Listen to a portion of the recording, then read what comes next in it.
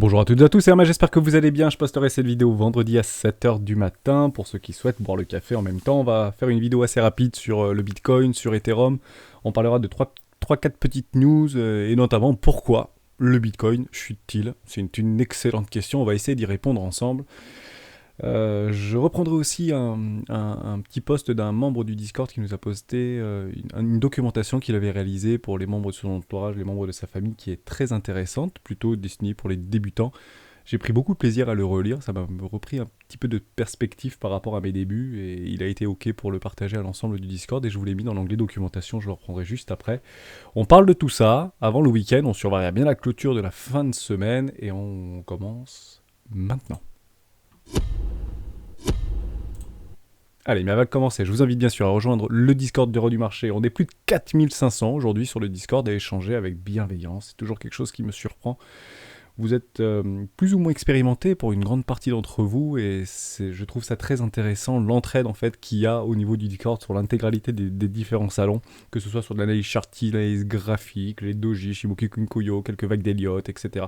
C'est extrêmement intéressant, ça nous permet nous aussi, même membres plus expérimentés, à découvrir de nouveaux billets de confirmation pour pouvoir investir et rationaliser encore plus nos investissements, que ce soit sur le court, moyen ou long terme, et c'est très plaisant de vous lire au quotidien et de vous répondre bien évidemment quand vous posez des questions.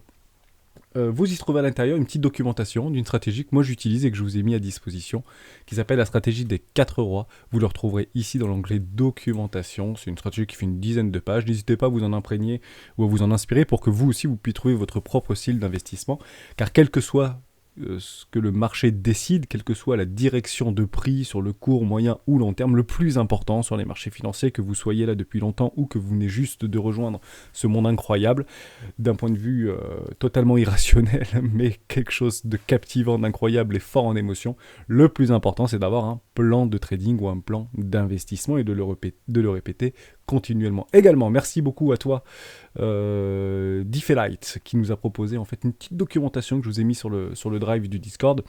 Donc vous prendrez le lire un petit peu son partage et copier-coller directement. Et c'est une petite documentation sur la crypto pour les nuls. Et c'était très intéressant de le lire, ça m'a pris beaucoup de recul. Et je me suis dit, je me suis un petit peu revu il y a quelques années en arrière.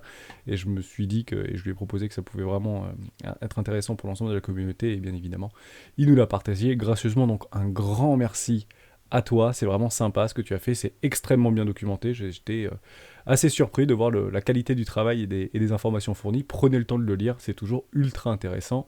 Pourquoi pas ce week-end. On parle Bitcoin, bon on ouvre un petit peu ce mois de février dans le rouge, est-ce que c'est grave? Non, c'est pas grave du tout, ça arrive souvent, hein. Les débuts de mois sont toujours un petit peu chaotiques, mais généralement on peut retrouver des jolies performances et des jolies bougies haussières, notamment au weekly, sur le continuateur du mois. Généralement le mois de février est un mois plutôt bon sur les marchés financiers. Pourquoi? Parce que généralement Wall Street aime bien faire son année au niveau des objectifs annuels les 3 premiers mois, donc janvier, février et mars. Généralement on sort un petit peu les dernières arrivées et premières sorties sur le mois de janvier, et on fait des jolies poussées haussières au mois de février et mars pour sortir un petit peu tous les shorters ou tous les vendeurs à découvert, et ceux qui sont beaucoup dans le déni pour les forcer à acheter plus haut. Le marché aime beaucoup travailler sur des émotions. On va parler un petit peu court terme, parce qu'on en en avait parlé déjà dans les vidéos précédentes, c'est pas complètement fou de voir un retracement et une attaque baissière au niveau de nos vendeurs un peu agressifs.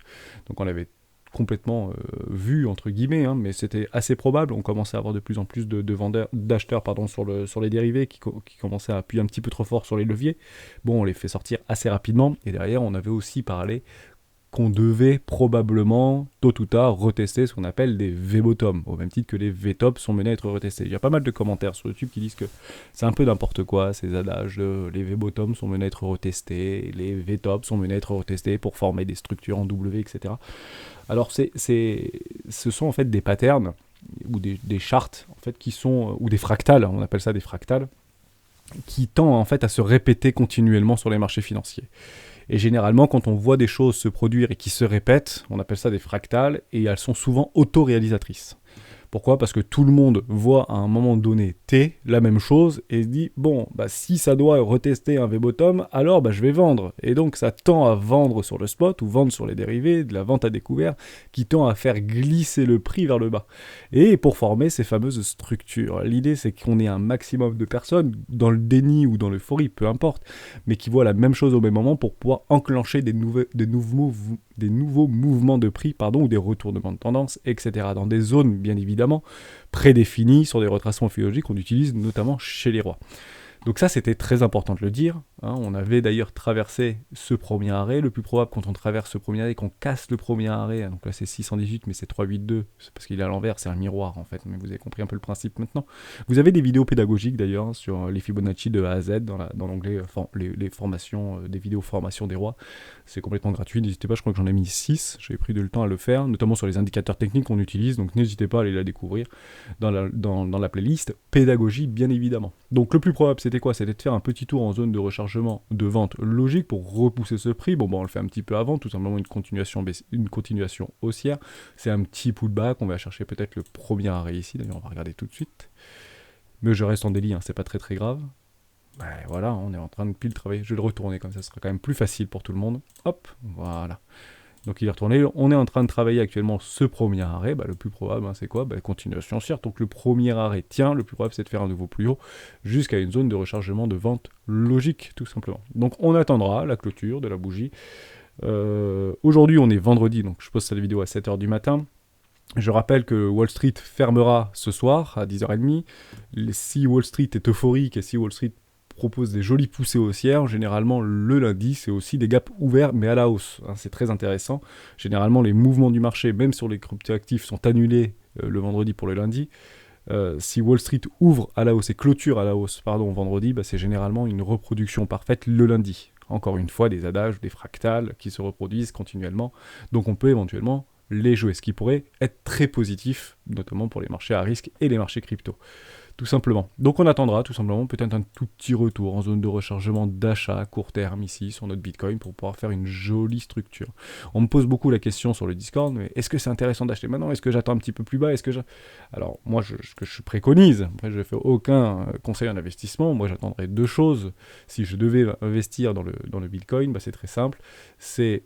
Hop, je vais pas mettre ça, c'est plutôt ça, voilà. J'attendrai un cross en fait et un billet momentum, une confirmation momentum par rapport à un croisement de mon EMA9 et EMA18. Actuellement, je ne l'ai pas en daily, je l'attendrai en daily, quelque chose à peu près comme ça, et une jolie structure qui viendrait clôturer au-dessus des 39 500 $. Si j'ai une clôture en semaine, pas le week-end, parce que les mouvements du week-end sont menés à être annulés la semaine. Donc c'est plutôt ce qu'on appelle des check-out, des fake-off, etc.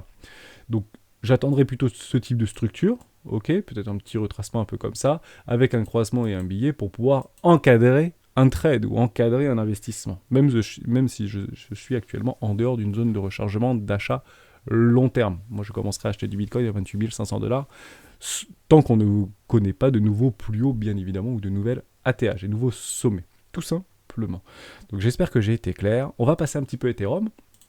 Ça n'a donc pas beaucoup bougé, on était toujours en fait dans un range côté Bitcoin, mais côté Ethereum, on voit des choses très intéressantes. Je vous avais dit, on vient de clôturer il y a 2 jours en fait une magnifique structure en W, un W bottom. Donc les acheteurs gagnent ici, reprennent la main.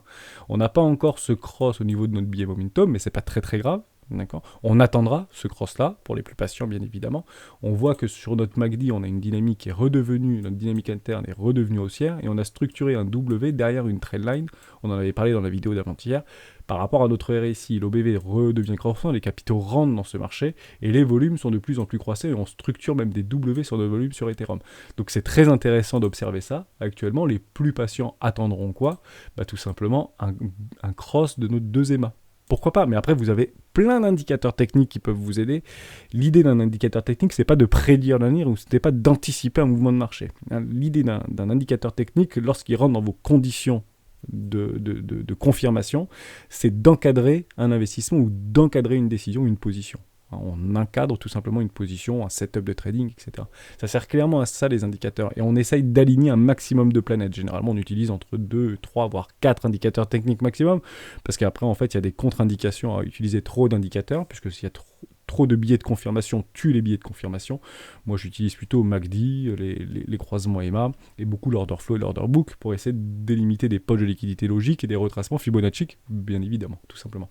Donc on attendra ce type de choses, pourquoi pas pour les plus patients, mais encadrer un trade ici, c'est pas complètement délirant. En fait, acheter là-dedans, c'est pas complètement délirant, c'est même intéressant, c'est beaucoup mieux que d'acheter à 4000 $, si vous voulez. Ok, qu'est-ce qu'on est en train de voir ici? En fait, pourquoi le cours commence à structurer des W, mais ici sur ces prix? Pourquoi il l'a pas fait avant? Pourquoi il l'a pas fait là? Ou pourquoi il n'a pas fait une continuation haussière? Bon, comme les adages par rapport au V-top et au V-bottom, les V-top sont mieux d'être retestés, les V-bottom sont mieux d'être retestés, mais les lignes de coût de nos structures en W weekly ou M top sont menées également à être retestées. On y va ensemble, c'est extrêmement simple. Et enfin, c'est simple, mais c'est au-delà d'être logique, c'est toujours surprenant et impressionnant de voir le cours faire ça continuellement. Regardez, la dernière structure qu'il y avait en weekly, elle se trouve ici. Ici, vous aviez une énorme structure en W weekly, suite en fait à ce flush ici. Donc c'était un petit c'était un V-top ici, mais en weekly, un M-top bien évidemment, construction d'une dynamique baissière, c'est exactement ce qu'on est en train de voir actuellement sur Bitcoin. D'ailleurs, on tend à structurer des choses, on fait une culture baissière, on structure un énorme W derrière, et on va faire un nouvel ATH, pullback et nouvel ATH derrière. Est-ce que on a retesté ou pas cette ligne de coût? Et on a tendance à dire, sur les marchés financiers, quels que soient les marchés, cryptoactifs ou traditionnels, pas de problème, de venir retester généralement sur des pullbacks ces lignes de coût d'un précédent W weekly. Ok, donc, qu'est-ce qu'on a vu? Ici, continuation haussière, retournement de tendance, on a eu le truc, un tout petit truc. On n'est pas venu tester en fait ce petit pullback là, on fait une continuation haussière, on tend à venir le chercher ici, mais on ne vient pas le chercher. Et qu'est-ce qu'on a fait? On est pile venu travailler exactement et clôturer une fois, deux fois, trois fois, quatre fois, cinq fois, six fois, sept fois au niveau de cette ligne de coût de notre précédent W weekly. Bien évidemment, ici, il y a eu énormément de whales et de smart money qui ont acheté pour pousser très très fort cette hausse. Derrière, les traders de tendance ont racheté ici. Ok, ils ont racheté là pour repousser le prix. Et puis derrière, ils ont essayé de racheter ici pour repousser le prix. Ils se sont fait avoir. Ça marche pas tout le temps. C'est ce qu'on appelle aussi du swing trading. Je ne sais pas si vous connaissez. Swing trading, c'est clairement du trading de tendance et de continuation de tendance. Moyen, long terme, court terme, mais à la hausse ou à la baisse, tout simplement. Donc, ça ne marche pas tout le temps. L'idée, c'est sur 100 fois que vous allez le faire. Si vous gagnez 60 fois, vous avez gagné. En fonction de votre ratio de risque-récompense. Ok ? Tout simplement. Sur des ratios de 1 pour 1, si vous gagnez 51 fois, entre guillemets, sur 100, c'est gagné. Hors frais, mais c'est gagné techniquement, de façon arithmétique. Donc très intéressant de le souligner. J'ai trouvé ça très sympathique de voir quelque chose comme ça. Et je voulais vous en parler parce que ça permet aussi de prendre du recul, et essayer de voir mais où est-ce que je pourrais venir, etc. Et je prends un petit exemple aussi sur Bitcoin, comme ça permet de... Je ne vais pas vous faire peur, ça sert strictement à rien, mais l'idée c'est que on n'a jamais retesté une ancienne énorme ligne de coût qui se trouve ici. On ne l'a jamais testé. Donc, le marché est tend à venir tester tôt ou tard cette énorme ligne de coût d'un énorme W mensuel, voire annuel. Ok, on peut très bien aller le chercher ici, mais on peut aussi très bien aller le chercher ici. Et Bitcoin 160 000 $, sans aucun problème. Est-ce que c'est une certitude absolue? Mais pas du tout.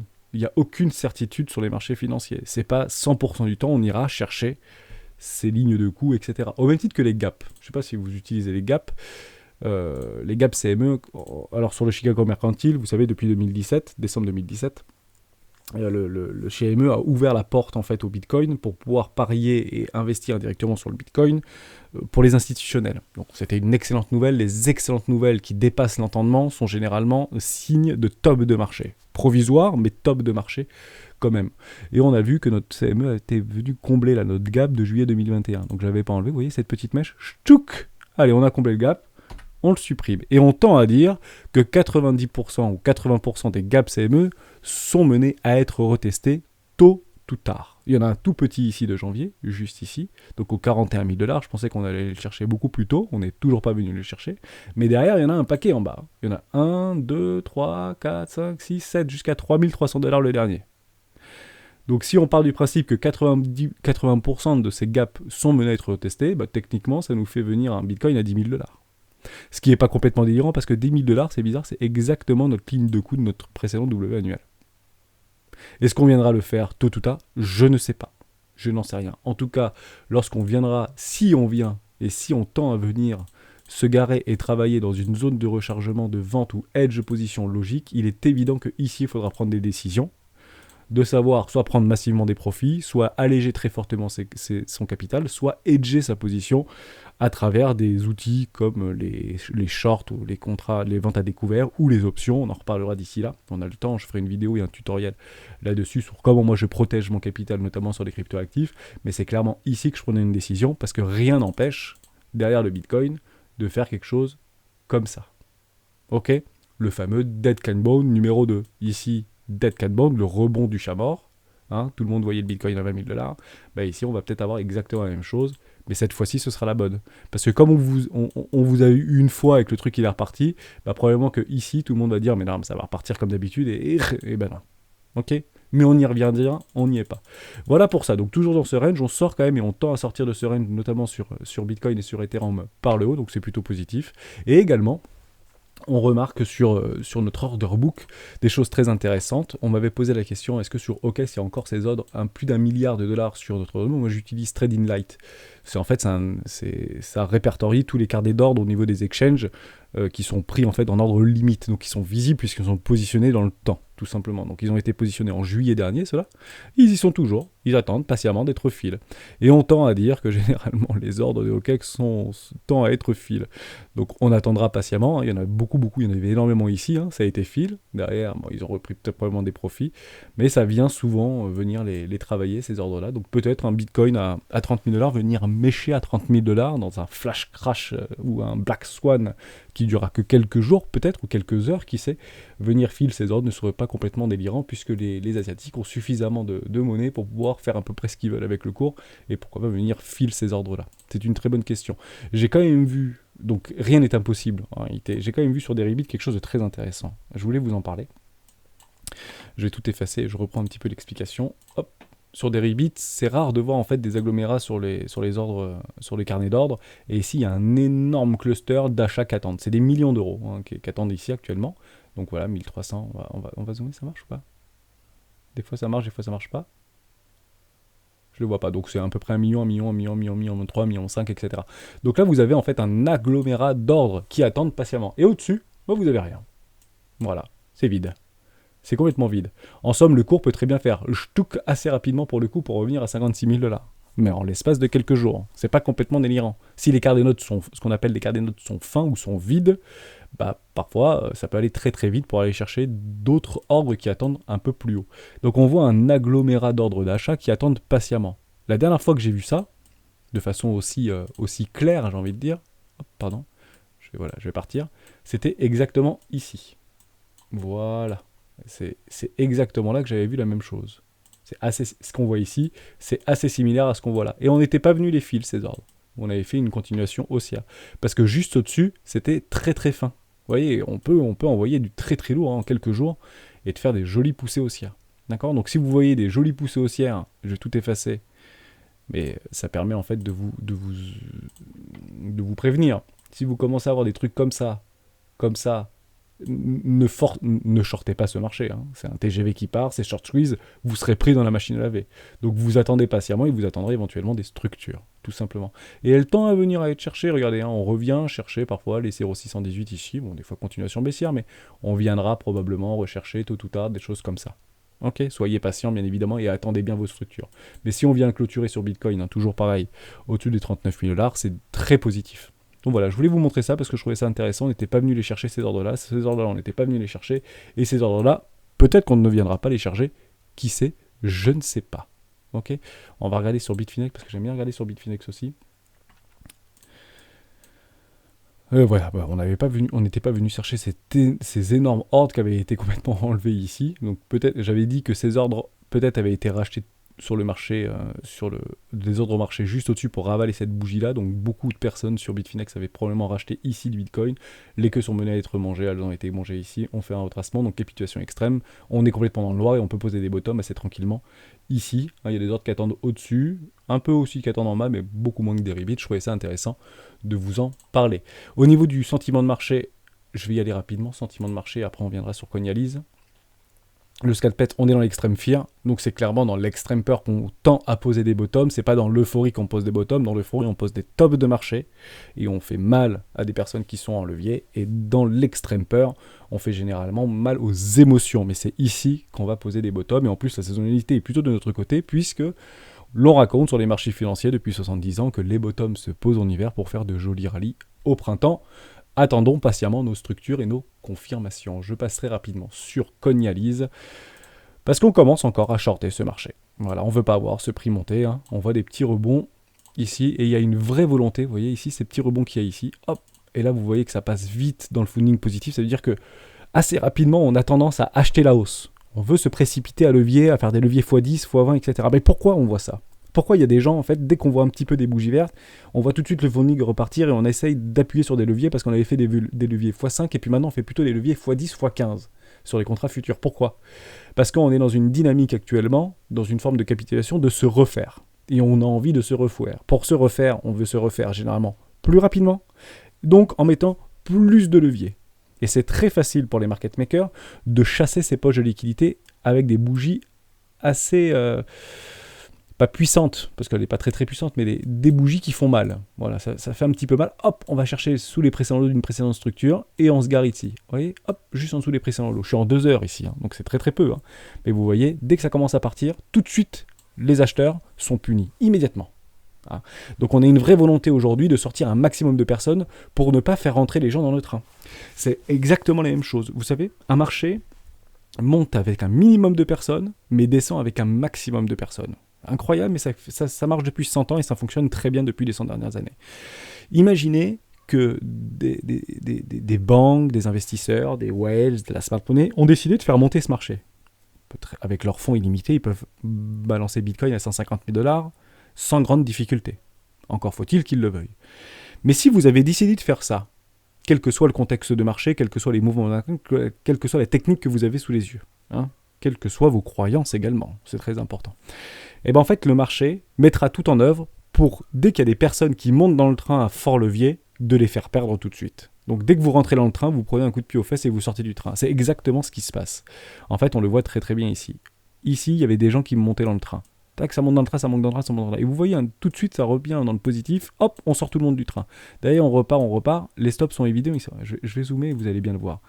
Ici, on remet des stops évidents. Derrière, on monte. Tout de suite, on vient, mais juste là en dessous. Et là, on continue. Hop, on fait des structures, on fait le petit pullback, et derrière, on va aller chercher. On retrace parce qu'il y a beaucoup de gens qui sont venus un peu trop fort en levier, juste ici. Poup, on les refond. Derrière, on fait une toute petite structure, c'est en horaire, hein, donc c'est pas énorme. Mais on repart. Hop, et les gens, hop, vite, on se refait, ça va partir, tac, et on reprend des poches, des stops évidents. Parce qu'on est d'accord que pour encadrer un trade, ici, je vais tout effacer, bah en fait, quand vous voulez prendre ce break ici, et vous êtes trader, et bah vous mettez un stop ici, vous allez chercher un take profit ici ou ici. Ok ? Et bah là, en fait, ceux qui n'ont pas pris leur profit, donc en fait, le marché récompense les impatients, enfin récompense, mais dans un premier temps, les impatients, mais viennent les punir tout de suite derrière. Et on vient pile chercher des poches de liquidité ici pour les chasses aux liquidités et la chasse au stop. Donc on est en train d'aspirer, ou des whales sont en train d'aspirer dans une mécanique de marché financier complètement huilée, ça vous le voyez tout simplement partout, bien évidemment, pour essayer de capturer un maximum de Bitcoin pour derrière, en fait, faire monter un minimum de personnes dans le train pour refaire des continuations haussières. Bien évidemment, le marché ne sait pas où il va. Le marché, en fait, vit comme le temps, et coule comme le temps. On ne sait pas s'il va aller en haut ou en bas.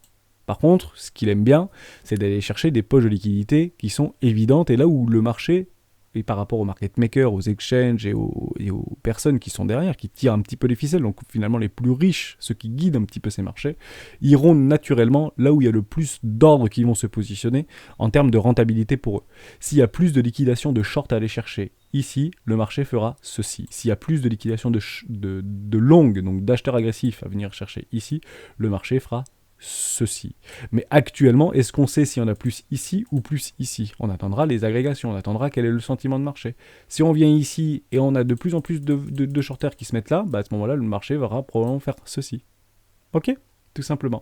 Donc on peut éventuellement les déceler sur les order books, sur les order flow, etc. Et on voit actuellement, je vais réeffacer tout, mais que tout de suite quand ça rebaisse, hop, on vient très fortement shorter ce marché, on shorte très massivement ce marché, et puis les vendeurs et les acheteurs agressifs se font complètement dégommer, mais c'est complètement normal. On a repris ce petit flippening, donc je pense que ce week-end probablement, ou peut-être jusqu'à demain, on aura ce petit flippening qui va revenir, probablement toujours en tout petit retracement sur les 0,618 ici dans une petite zone. Regardez, je vous montre et on finira là-dessus sur le Bitcoin, et après je passerai aux news. Mais juste là, peut-être venir chercher une toute petite zone de rechargement logique. Le marché aime bien structurer des jolis bottoms de marché. On a le temps chez les rois, on serait de nouveau dans ce range et on prendrait une petite zone de rechargement d'achat moyen-long terme. Voilà, juste ici, tranquillement, à faire quelque chose comme ça. Et puis après, structurer quelque chose de magnifique dans ce sens-là, bien évidemment, et on attendra la confirmation. Ici, on n'y reviendra pas.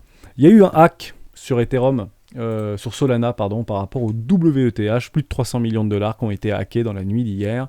Est-ce qu'il y a eu un fort impact sur le prix de Ethereum? La réponse est non. C'est à peu près 120 000 Ethereum qui ont été hackés. Ça n'a pas eu un gros impact aujourd'hui alors que la news est sortie déjà dans la nuit, et ça a aussi impacté Solana parce que c'est sur l'exchange Solana.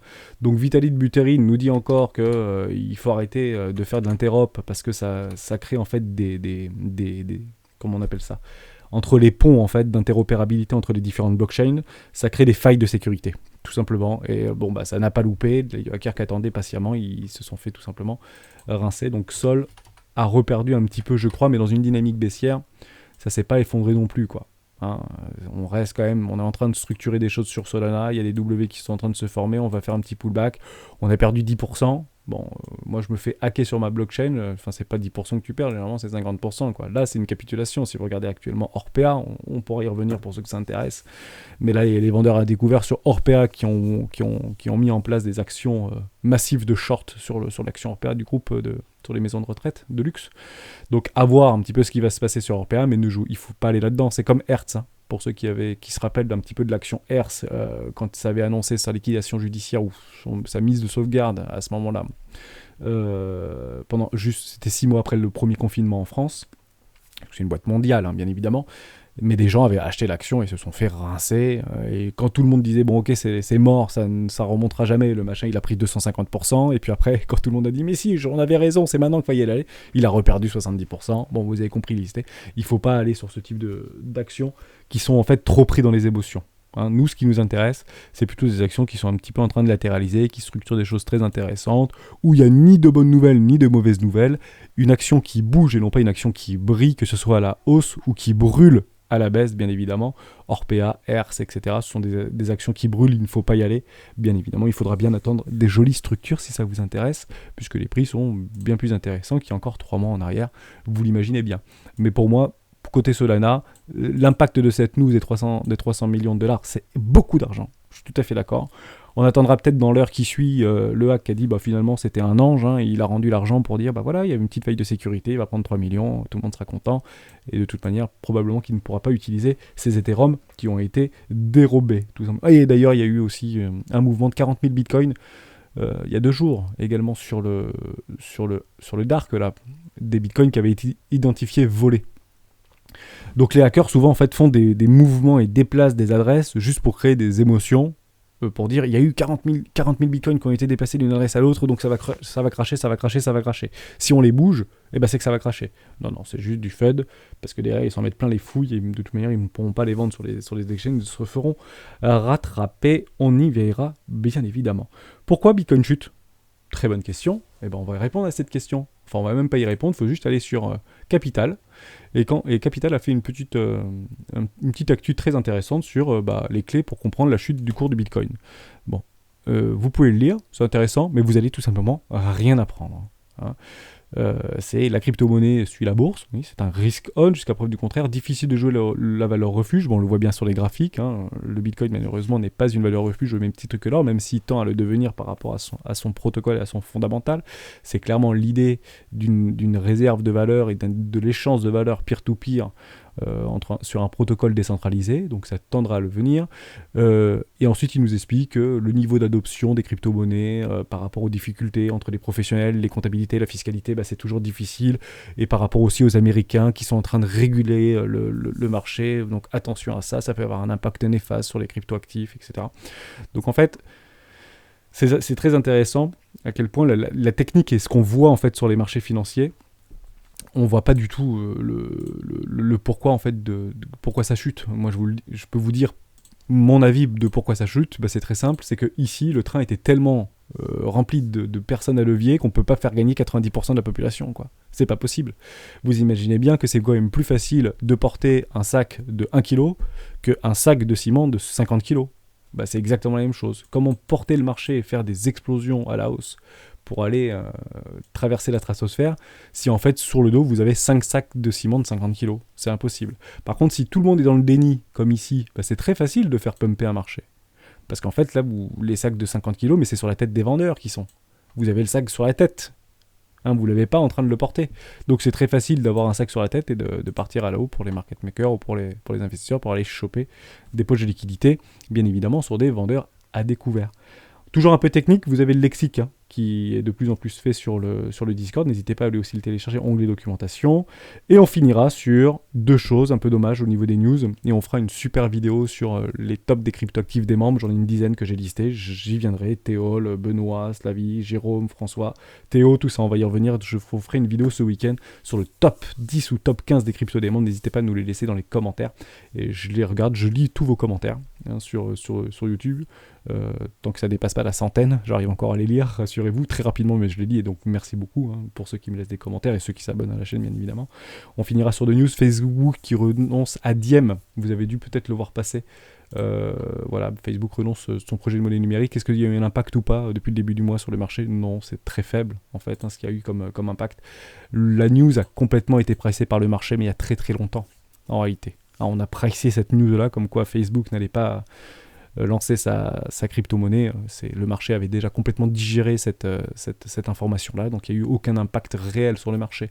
Ce que vous voyez ici, c'est juste une petite sèche à liquidité, et ça permet tout simplement de faire travailler les émotions. Voilà, on accentue une hausse, une baisse. C'est toujours plus facile pour les market makers ou pour les gros portefeuilles de lancer une news et d'appuyer fort qui accentue la force. C'est plus facile pour eux après d'aller chasser la liquidité à l'inverse, mais généralement tout est calculé. Même s'ils ne peuvent pas dire qu'on va retrouver un bitcoin exactement à 30 000 $, etc. Dès que vous avez une petite news comme ça qui passe, qui n'est pas très bonne, et on appuie un petit peu fort, et puis c'est beaucoup plus facile pour les market makers, ça permet à eux de mettre moins d'argent. Et au même titre qu'à la hausse, c'est exactement la même chose. Une bonne news qui permet d'accélérer, ça permet d'acheter aussi sur le spot et de faire monter les prix très très fort. Donc ça, c'était côté Facebook, et bravo pour les GAFAM. Hors Facebook, malheureusement, qui a perdu pas mal, je crois qu'il a perdu encore 18% par rapport à ces annonces-là, ou par rapport à des mauvais résultats, qui étaient en dessous des attentes de nos amis institutionnels et de nos amis traders de Wall Street, donc inférieurs aux attentes des analystes. Par contre, tout ce qui est GAFAM, ça a explosé, donc bravo Amazon, qui revient sur une ligne de coups, on peut y aller très très rapidement. Ici, et on finira la vidéo là-dessus. Apple, bravo, allez, ça retransperce complètement, on était parti sur un V-top ici, c'est pas grave, on retourne complètement le truc, c'est complètement euphorique. Amazon, attention, les structures d'Amazon ont été complètement validées ici, d'accord, on a piégé un W dans un M weekly, donc au plus probable, venir ici, c'est complètement le pullback mais à l'envers, pour une continuation baissière. Attention, la news va vite être digérée, c'est juste pour aller chercher des trucs, mais c'est pas parce que Amazon fait des résultats canonissimes, etc., que les structures sont pas données. Qu'est-ce qu'on attendra derrière? Une magnifique structure de retournement en W weekly. Amazon, revenu sur les 3100 $, est fait pour être vendu. Ça, c'est la technique qui parle. Ok? Donc, c'est pas la peine d'acheter maintenant de l'Amazon. Pour moi, les structures sont données, il faut attendre des structures de retournement long terme, tout simplement. Ouh. D'ailleurs, ça ouvre fort en bas, là. J'avais même pas vu. À moins 3%. Vous voyez. Donc, ça ouvre ici. Oui, ça va bien retracer pour le coup. Donc, bravo pour les résultats. Ciao, les vendeurs à découvert se remontent. Google, on finit sur Google. Allez, et bravo à Google parce qu'ils ont doublé leurs résultats. Le machin, il est parti. Ça fait mal aux shorters. Parce que beaucoup ont shorté. Voilà, la technique qui rattrape les vendeurs à découvert. Ils se font éclater la tronche, tout simplement. Donc là, inutile d'acheter du Google. Ok, les structures avaient été données, on piège des espèces de W. Derrière, on va choper tous les trucs sur les leviers de dérivés. Non, Google, c'est plus pour nous, là, avec un grand N, entre guillemets, on laisse les très très gros portefeuilles s'amuser avec Google, parce que ce type de choses est complètement imprévisible. Ok, c'est juste d'appuyer très très fort sur un levier pour dire, il y a tant de ventes à découvert actuellement sur Google, on va les éclater avec une bonne news, ça a très très bien fonctionné. Je crois que Elon Musk a dû faire quelque chose aussi. Il a pas tweeté un truc aussi, je sais pas sur quoi. Mais il n'y allait pas. Hein. Là, ça sert strictement à rien. C'est chaotique. Voilà, tout simplement. Vous pouvez pas vivre sur une action traditionnelle, même technologique, des plus combien? Bon, c'est pas cryptoactif, on a l'habitude, mais on finira là-dessus. Voilà, des plus 20%, moins 20%. Enfin, là, c'est des pères de famille hein, qui ont des actions Google. Donc, c'est pas cryptoactif. Donc, on attendra des retracements au minimum sur le premier arrêt sur Google et sur toutes les valeurs technologiques. Ça tendra de toute manière, vu les structures, à venir se positionner sur ce type de support. Donc soyez patients, laissez les gros se battre entre les gros et profitez des zones de rechargement première classe et éco-classe, notamment sur nos cryptoactifs préférés pour pouvoir encadrer des investissements sur le moyen long terme. On se retrouve demain dans une prochaine vidéo des rois du Bitcoin. Ciao.